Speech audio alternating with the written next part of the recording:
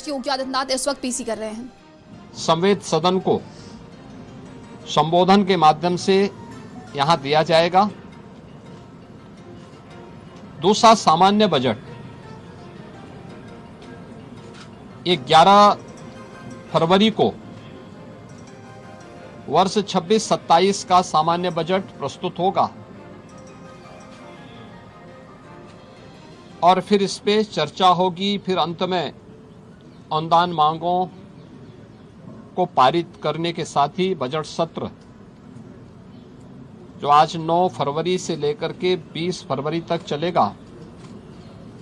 यह बजट सत्र का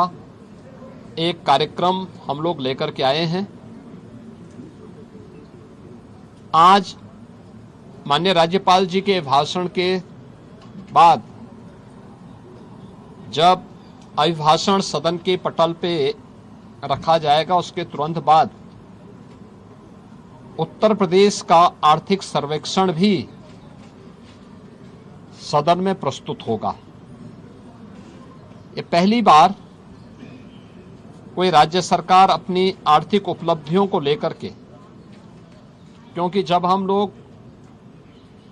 इस बात का उल्लेख करते हैं कि हम लोगों ने यूपी के बीमारू पन से इसको उभार करके भारत की इकोनॉमी के ब्रेक थ्रू के रूप में उत्तर प्रदेश को स्थापित किया है, उन सभी कारकों को और उत्तर प्रदेश की इस आर्थिक उन्नयन की इस यात्रा को भी जानने का अधिकार सभी माननीय जनप्रतिनिधियों को और उत्तर प्रदेश की जनता जनार्दन को होना चाहिए। हमने आर्थिक उन्नयन कितना किया है, उत्तर प्रदेश की प्रति व्यक्ति आय में क्या वृद्धि हुई है,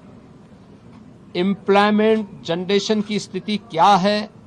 उत्तर प्रदेश की वित्तीय प्रबंधन को कैसे हमने लगातार एक विषम परिस्थितियों से उभार करके उत्तर प्रदेश को पिछले 5 वर्ष के अंदर, पिछले 5 वर्ष से लगातार रेवेन्यू सरप्लस स्टेट के रूप में स्थापित किया है। इन सब को लेकर के आर्थिक सर्वेक्षण की रिपोर्ट भी आज सदन में प्रस्तुत होगी और मुझे लगता है कि राज्यपाल जी के भाषण पे चर्चा के दौरान भी और बजट पे चर्चा के दौरान भी सभी माननीय सदस्य के लिए यह रिपोर्ट एक महत्वपूर्ण दस्तावेज होगा अपने डाटा को प्रस्तुत करने के लिए और उस पर चर्चा करने के लिए। वास्तव में विधानमंडल लोकतंत्र का एक महत्वपूर्ण आधार स्तंभ है। यह संवाद से चलता है, कार्रवाई को बाधित करके नहीं। किसी भी माननीय सदस्य को अगर कोई मुद्दा उठाना है तो कार्रवाई को बाधित करने से वह एक प्रकार से जिन मुद्दों को की ओर ध्यान आकर्षित करना चाहता है, उन मुद्दों पे को डाइल्यूट करने का प्रयास कर रहा है।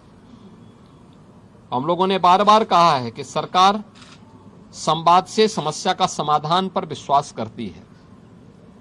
सरकार हर मुद्दे पे चर्चा परिचर्चा करने को तैयार है।